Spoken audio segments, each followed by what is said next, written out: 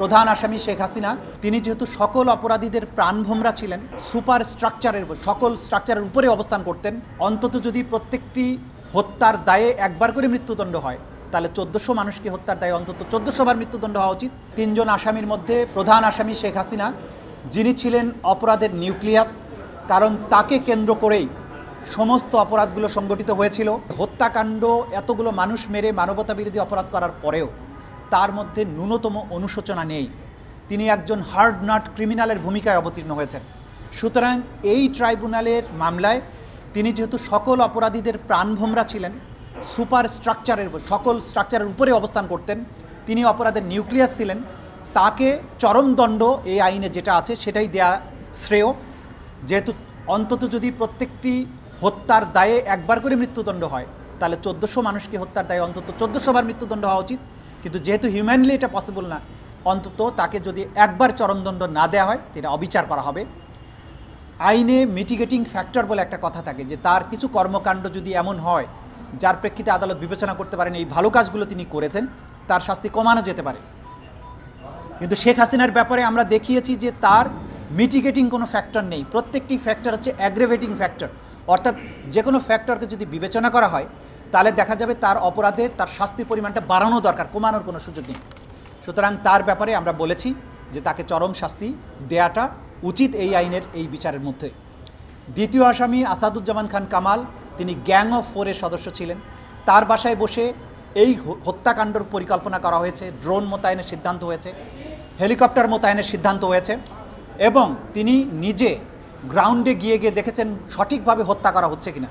তাকে ভিডিও দেখানো হয়েছে, তিনি বলেছেন যে গুলি করি, তাকে যখন বলা হয়েছে যে গুলি করি একটা মরে একটাই যায়, বাকিরই যায় না স্যার, অর্থাৎ তিনি জানতেন যে গুলি করে মানুষ মারা হচ্ছে, এবং সেই মারার বিষয়টা ভিডিওতে দেখানোর পরে তিনি তাদেরকে আরও ফার্দার কীভাবে মারা যায় সেভাবে ডাইরেকশন দিয়েছেন, তাদেরকে শাস্তি দেওয়ার, তাদের প্রতিরোধ করার কোনো ব্যবস্থা করেননি।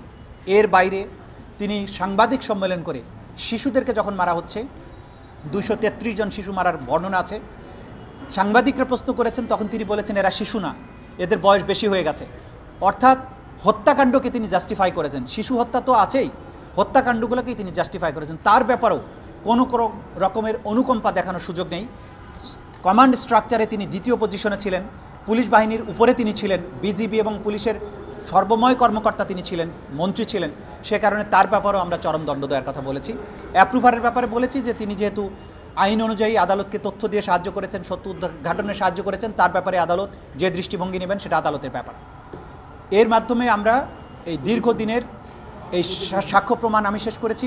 ক্ষতিপূরণের ব্যাপারে বলেছি, যেহেতু যারা শহীদ হয়েছেন তারা হয়তো কেউ পরিবারের সবচাইতে ব্রাইট, তারা পরিবারের আলোর প্রদীপ ছিলেন, তাকে কেন্দ্র করে পরিবারগুলো স্বপ্ন বুনেছিল ভবিষ্যতে পরিবারের দায়িত্ব নিতেন তারা।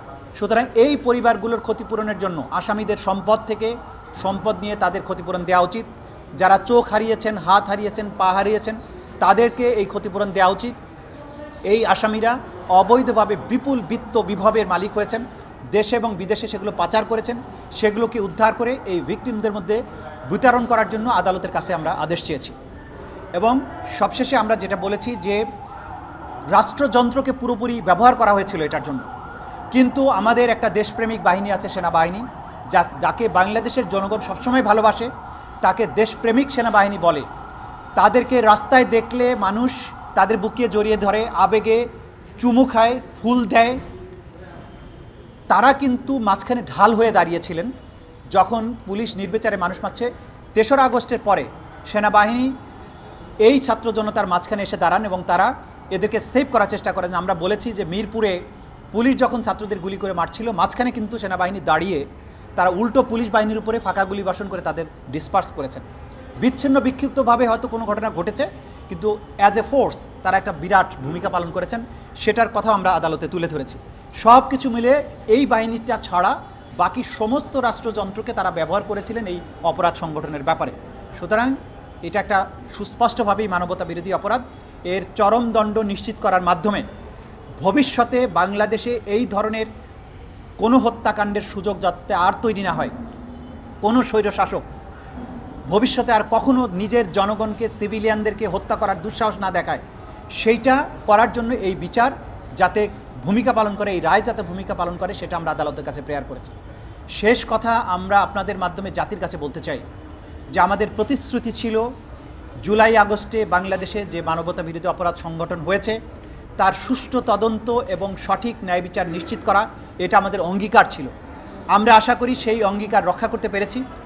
আমরা আদালতে এমন ক্রিস্টাল ক্লিয়ারভাবে তাদের অফেন্স প্রমাণ করেছি, এমন দৃঢ় প্রমাণ শৃঙ্খল উপস্থাপন করেছি, হিমালয়ের মতো দৃঢ়, হীরের চেয়েও স্বচ্ছ, ক্রিস্টাল ক্লিয়ার এভিডেন্স।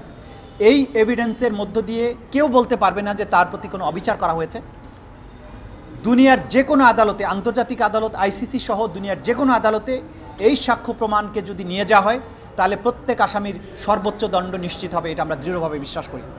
সুতরাং ব্যক্তিগতভাবে কাউকে ভিক্টিমাইজ করা নয়, কোনো প্রতিহিংসা নয়, ইতিহাসের একটা মীমাংসা এবং ভবিষ্যৎ বাংলাদেশকে নিরাপদ করা, ভবিষ্যতের স্বৈর শাসকদের জন্য সতর্ক বার্তা দেয়া, কেউ যাতে আপন জাতির সন্তানদেরকে, সিভিলিয়ানদেরকে হত্যা করার দুঃসাহস কখনো না দেখায়, এই বিচার তার একটা চূড়ান্ত রায় হবে।